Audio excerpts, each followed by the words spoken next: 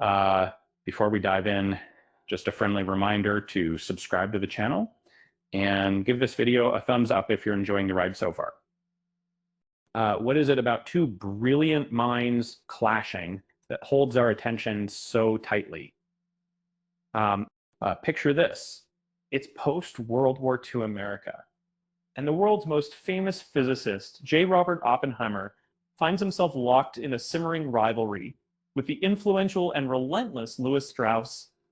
The tension between these two, uh, depicted rivetingly in Christopher Nolan's Oppenheimer, uh, isn't just for the drama. It's history, messy, personal, and powerful enough to echo for decades. Their story really kicks off in 1947, 2 years after Oppenheimer led the team that built the atomic bomb. Suddenly, Oppenheimer receives an opportunity to become director at the Institute for Advanced Study in Princeton, a position Strauss also wanted. Uh,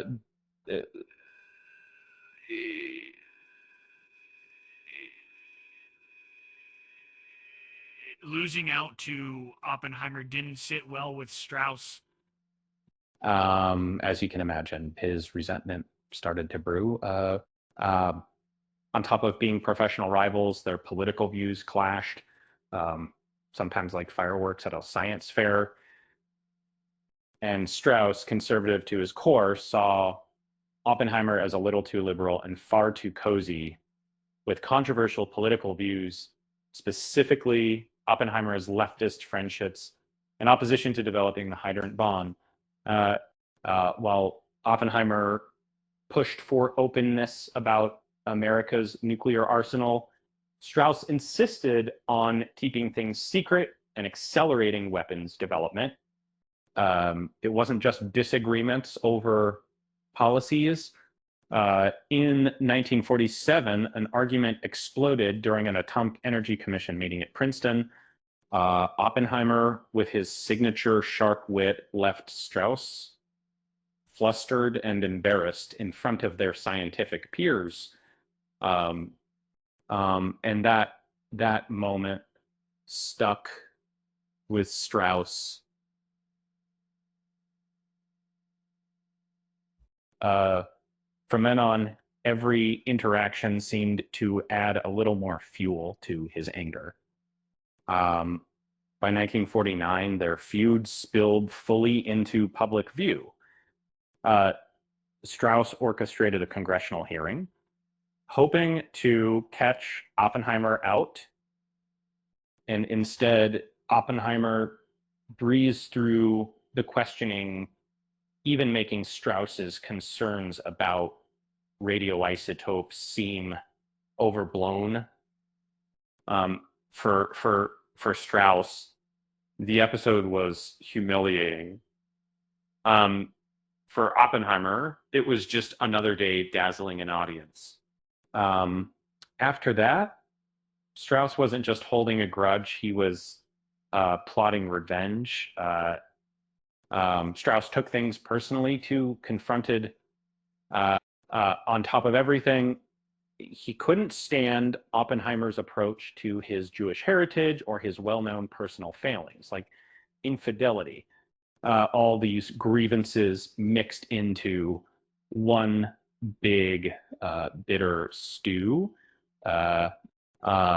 When Strauss finally got his shot at revenge in 1954, he took it, and then some. As chairman of the Atomic Energy Commission, Strauss built a case against Oppenheimer using his connections to orchestrate a hearing that stripped Oppenheimer of his security clearance. FBI wiretaps, political maneuvering. Strauss threw everything he had at his nemesis. The sting of that loss haunted Oppenheimer for the rest of his life. So, ironically, Strauss's victory didn't last. his manipulations came to light and his professional reputation took a major hit. When he aimed for a cabinet post as Secretary of Commerce, his past caught up with him, and the Senate turned him down, a rare political defeat that signaled the end of his public career. Eventually, he retired to a quiet life on a Virginia farm, still unrepentant and never admitting any regret about his campaign against Oppenheimer. If you're wondering whether Strauss ever made peace with Oppenheimer, the answer seems to be no. And the bitterness never faded. Even years after Oppenheimer's death, for the actors who played them, Robert Downey Jr. and Cillian Murphy, the rivalry was more than just good versus evil. Downey Jr. even found himself sympathizing a little with Strauss's side. Meanwhile, Murphy saw Oppenheimer's ordeal as the inevitable price for his wartime achievements. Their nuanced performances won both actors Oscars. So let's be honest, if there were an Academy Award for most awkward workplace relationship, these two would have been shoo-ins. You know what they say, never mix atomic science and office politics. And things have a tendency to blow up. With that said, thanks for watching, and until next time,